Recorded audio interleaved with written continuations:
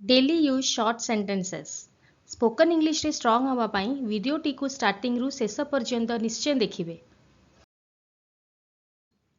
आमको एनकरेज करिबा पाई वीडियोटी को लाइक शेयर करंतु एवं चैनल को सब्सक्राइब करी निज कमेंट्स मध्ये शेयर करंतु। नेक्स्ट देखिबा मते बुझांतु आ कहबा make me understand make me understand. केही जने डाकिले आकण कहबा देखिबा हमें somebody just called somebody just called।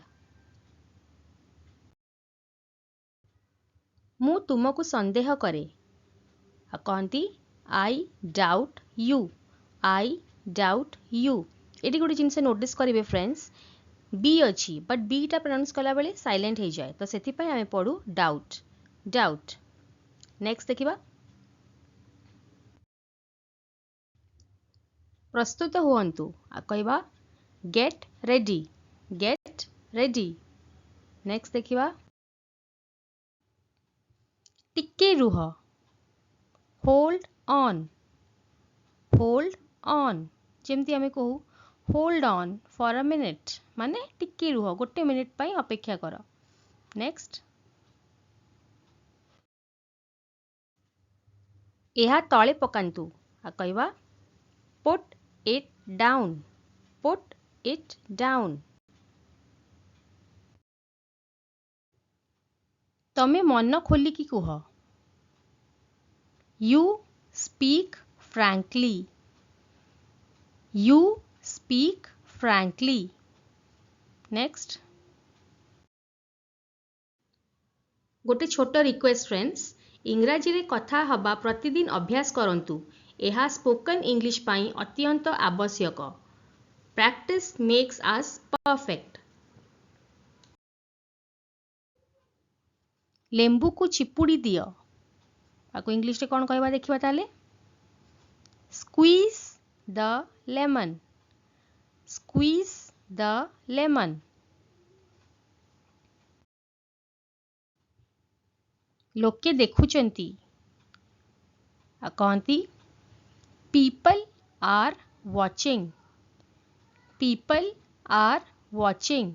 Next आपण बदलिबे नहीं you won't change you won't change. एटी वोंट बदल रे विल नॉट यूज कले भी हबो you will not change. Next देखिबा किछि गंध होउची आ कौन कहती something is stinking something is stinking. सी अपेक्षा कलेनी she did not wait she did not wait.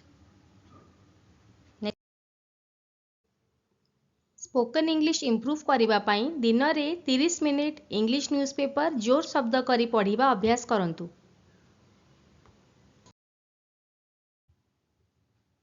सौदा आण bring the grocery bring the grocery. सौदा को इंग्लिश रे ग्रोसरी कहती। नेक्स्ट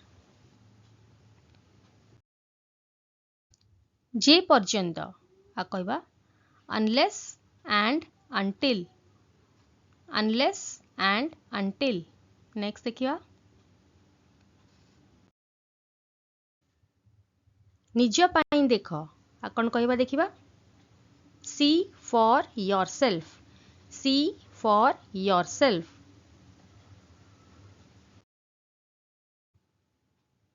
एबे ठारू from now onwards from now onwards.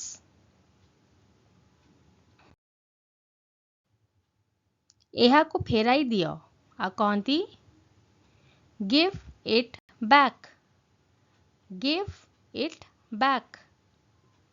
Next